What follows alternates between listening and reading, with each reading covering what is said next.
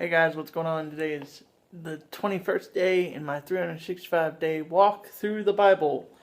Um, Today's verses are in Hebrews chapter 10, verses 26 through 31. Let's go ahead and read that.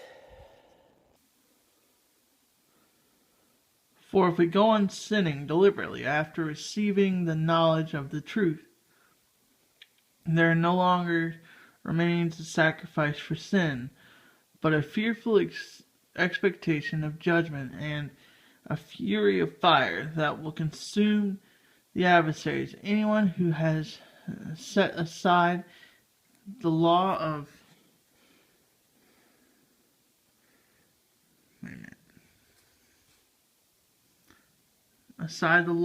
Moses dies without mercy on the evidence of 2 or 3 witnesses.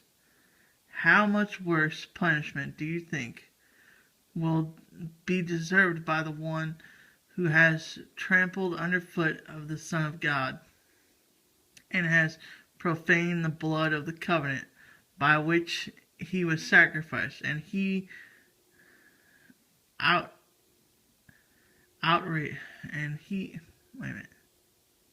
and has outraged the Spirit of grace?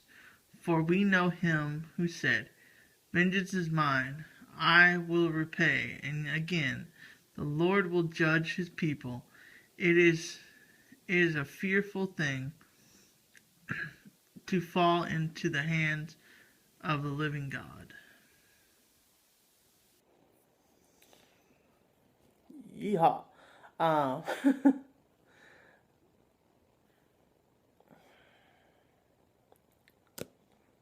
Really, there's not much to explain here.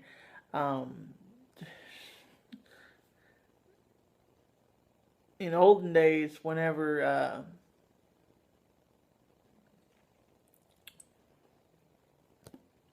they decided that someone had 2 or 3 witnesses that said they did this thing repeatedly, or did it, out of the extent of what was allowable, not just a small sin such as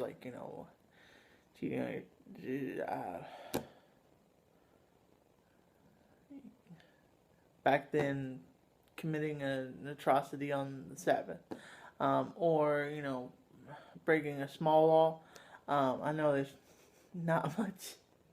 You really can't say a small law versus a big law. They're all laws. You should obey all of them. But something that would prove that you're not a Christian anymore. You are a Hebrew back then. You're not a true Jewish person back then. You would be pretty much told you're not, part of it anymore. And it was done without mercy whatsoever. And just to have that in that time, that was Moses. We've already said earlier in the book, I think it was in like the 6th chapter or something like that, that Christ is greater than Moses. So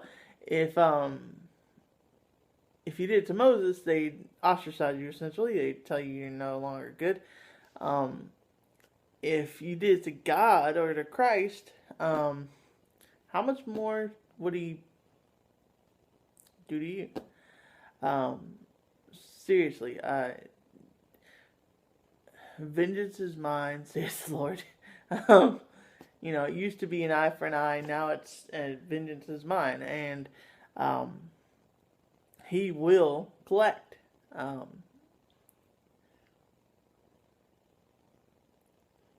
So let's, like I said, with communities and things like that, let's stir each other up so that we aren't allowed to do these things.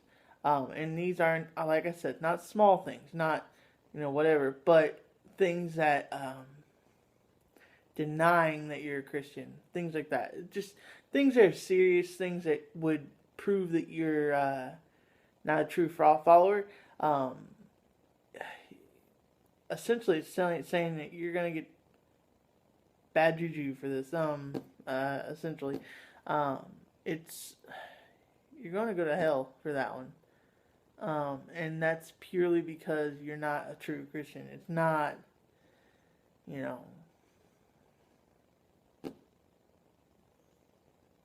it's not because you've done something small. Anywho,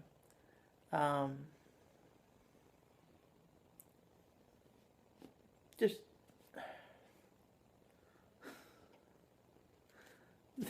this one's hard. It's easy to explain, but it's hard to get around because really, to tell you the truth, just don't overstep. Don't go. I don't want to say overstep. Don't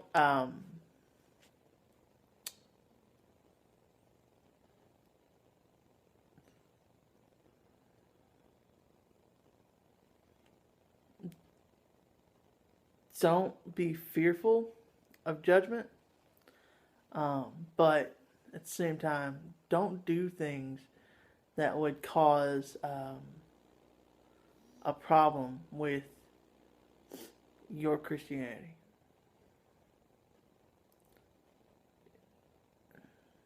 And that's all that really needs to be said.